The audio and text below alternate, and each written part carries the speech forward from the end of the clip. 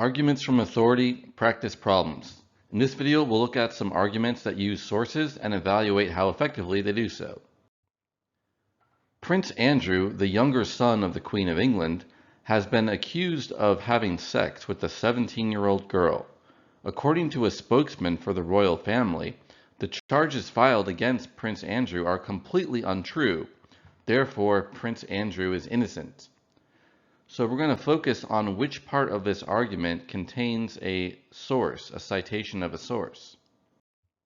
It's in this phrase, according to a spokesman for the royal family. So this is what we're going to evaluate using the rules from Chapter 4 on arguments from authority. Rule 13 says to cite your sources.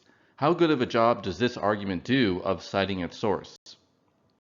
It doesn't do a great job. It just says a spokesman for the royal family. We don't have a name or a date in which the spokesman gave the information. Now, sometimes journalists do use anonymous sources, and in that case, there's a reason why Rule 13 has not been followed. But ideally, the more information we have about the source, so we can track down the source and independently verify, if possible, the better. Now let's look at Rule 14, seek informed sources. How informed is this source likely to be? The answer is it's probably a very informed source.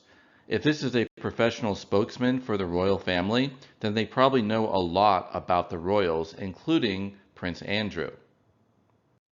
Rule 15 says to seek impartial sources, that is, unbiased.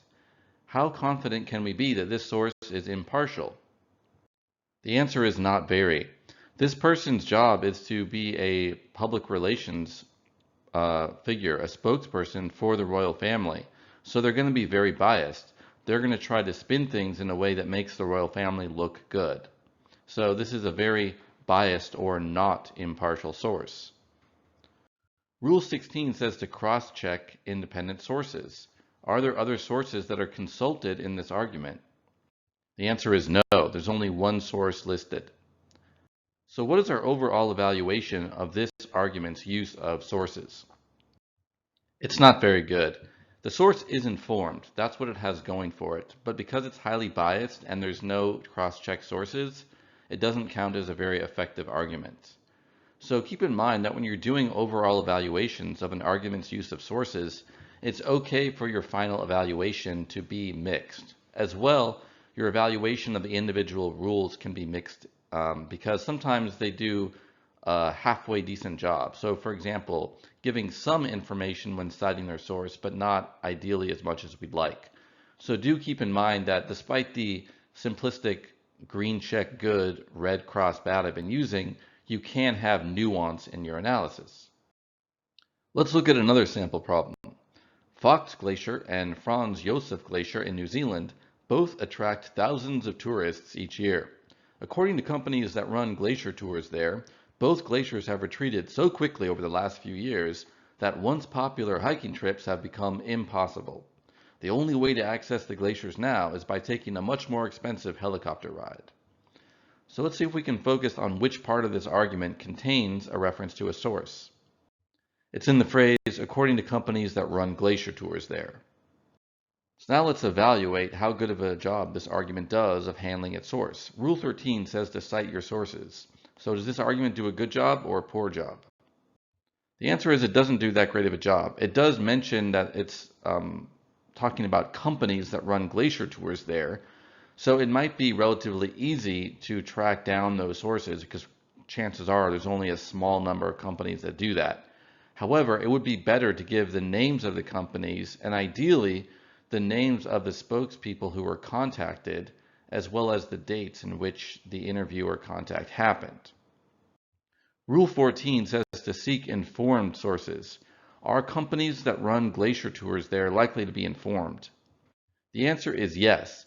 Because their whole business is running tours of the glacier, they're likely to be highly informed about what's happening with it, what the conditions are.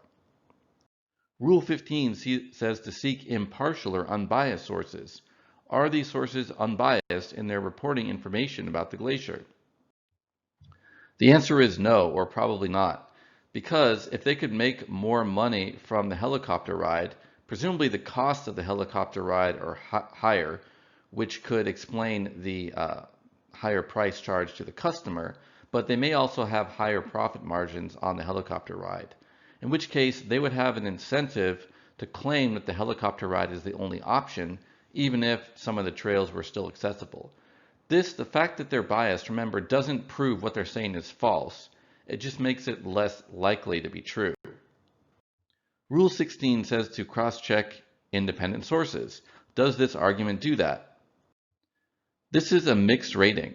On the one hand, it does refer to multiple companies, which means that they did seek out different sources. That's good. On the other hand, all the sources were Glacier Tour companies. So there's not really a wide variety of sources. It'd be better if there was also a scientist source who didn't stand to make money from the type of tour that was being offered for a different unbiased source that would be truly independent. So what's our overall evaluation of this argument? Not good. Even though the sources are informed and there are multiple sources which are good, the fact that they could be biased and that there aren't different types of sources that, besides ones that run glacier tours, and also the fact that the sources were not that well cited, means that overall this argument did not use sources very effectively. Next up, we have a new chapter, Arguments about Causation.